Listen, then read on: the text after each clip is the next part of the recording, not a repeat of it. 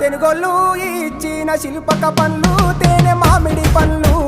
తీయంగా తిందామె తీరొక్క పండ్లు చిలక నేరేడి పండ్లు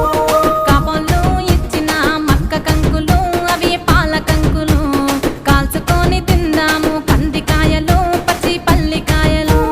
గుజారి గుజారి మామిళ్ళ కిందో నల్ల మామిళ్ళ కింద కుసుమరోళ్ళేసిన కుందన బొమ్మ అది కుందన బొమ్మ